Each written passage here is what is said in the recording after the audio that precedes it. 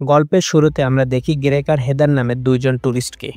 দুইজন একই হোটেলে উঠেছিল আর সেখান থেকে তাদের বন্ধুত্ব শুরু হয়ে যায়। ধীরে ধীরে সেই বন্ধুত্ব প্রেমে পরিণত হয়। এই দুইজন ছুটি কাটাতে এসেছে, কিন্তু একটু আলাদা অ্যাডভেঞ্চারের মজা নিতে তারা পৌঁছে যায় টাকার্স এক্সপিরিয়েন্স নামের একটি বোটে। টাকার নিজেকে বোটের ক্যাপ্টেন বলে পরিচয় দেয় এবং তাদের সাথে গভীর সমুদ্রে যাত্রা শুরু করে।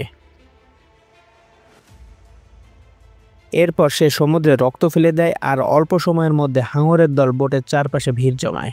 হেদারের বুক ধরপড় করতে থাকে। এরপরও তাদেরকে কেজে বন্দি করে সমুদ্রে নামানো হয়। তারপর হঠাৎ করে টাকার ছুরি দিয়ে গ্রেককে মেরে ফেলে। হেদার ভয়ে চিৎকার করলেও শুনবার মতো কেউ নেই। এদিকে গল্প কাট করে আরেক চরিত্রকে দেখানো হয়, যার নাম জেফার। সে সমুদ্রের বড় বড় ঢেউয়ের মধ্যে সার্ফিং করতে ভালোবাসে। তার নিজের একটা ভ্যানও আছে, সেখানে সে থাকে। একদিন সব থেকে জিনিস কেনার সময় তার সাথে দেখা হয় মজেস নামের এক ছেলের। পরিচয় থেকে ধীরে ধীরে তাদের মধ্যে বন্ধুত্ব হয়, তারপর কাছাকাছি আসে। কিন্তু জেফারের জন্য ছিল এটা কেবল এক রাত্রের সম্পর্ক, অথচ মজেস সিরিয়াসলি নিতে শুরু করে। হঠাৎ এক রাতে জেফারের সাথে টাকারের দেখা হয় আর টাকার তাকে অজ্ঞান করে নিজের বোটে তুলে নিয়ে যায়। সকালবেলায় জেফার চোখ খুলে দেখে সে হাত বাঁধা অবস্থায় বোটের ভিতর বন্দী। তার পাশে হেদারও জীবিত অবস্থায় আটকে আছে। হেদার জানায় সে অনেক দিন ধরে এখানে বন্দী। তখন জেফার বুঝে যায় টাকার আসলে এক সিরিয়াল কিলার, যে মেয়েদের বন্দি করে হাঙরের খাবার বানিয়ে ফেলে।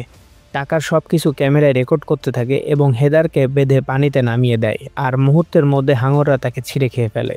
এই দৃশ্য দেখে জেফার কেঁপে ওঠে। এবার টার্গেট সে নিজে, কিন্তু বুদ্ধি করে পালানোর চেষ্টা করতে থাকে। মাঝে মাঝে ব্যর্থ হয়, আবার চেষ্টা করে। এদিকে মজেস সন্দেহ করতে থাকে, কারণ জেফার হঠাৎ গায়েব হয়ে গেছে। সে পুলিশের কাছে গেলেও কোনো পাত্তা পায়নি, তাই নিজেই খুঁজতে শুরু করে। অবশেষে সে টাকারের বোটের খবর পেয়ে যায় এবং সেখানে পৌঁছায়। ভেতরে ঢুকে জেফারকে দেখতে পায়, কিন্তু তখনই টাকার আক্রমণ করে। দুজনের মধ্যে ভয়ঙ্কর লড়াই হয়। মজেস আহত হলেও হাল ছাড়ে না।